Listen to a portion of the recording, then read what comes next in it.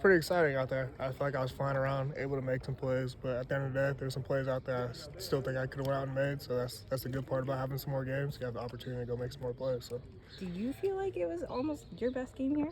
Yeah, probably. It was one of the better games I've played here, but I'm excited just to keep moving forward and keep having games like that. Is there something like that where you're feeling, I don't know, more relaxed or comfortable or something like that as you're kind of halfway done with your final year here now? Yeah, a little bit. Ultimately, I'm just giving everything I have. I got like 5 or 6 more games left in just my college career, so ultimately just giving everything I have for my team. So.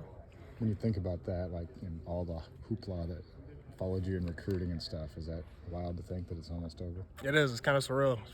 It's been a short time but a long time at the same time. I've gone through a lot, but ultimately just blessed in the position I've been in. So just excited for it. I don't know if you got a chance to hear Kirk's comments about you after the game, but he was like, talking about recruiting stars and just that it's not that easy to transition to college. I mean, how do you feel like you've handled it all?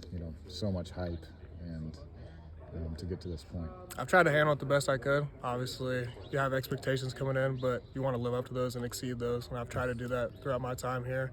Ultimately, there's been parts and places I have and parts and places I haven't. So just trying to live every day, trying to get better every day, and ultimately put the best product on the field I can. Do you feel like you're happy with how it's gone here? I am. Yeah. I wouldn't change it for anything. So just excited to keep trying to win games with this team and this group. So. Anything special about this Minnesota game for you? Any kind of lasting memories from the last few years, or anything that you really are going to remember about the Minnesota-Iowa rivalry? Really, just a chance to go play football. Obviously, it's a good rivalry. It's 2 good teams. Play a similar brand of football out there. Ultimately, the best team wins every year. So just trying to go out there, compete with our team, and trying to come out with a W, go 1-0 this week. To see both you and Deshaun get interceptions last week, what do you think it just means for you guys back there?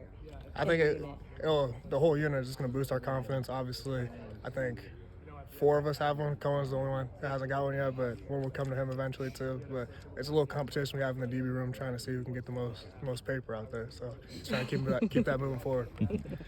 And you and Graves are so close to getting in the end zone. Did you guys talk about that? We haven't talked about it yet, but yeah, we both got down to 1, so someone got to find a way to score first.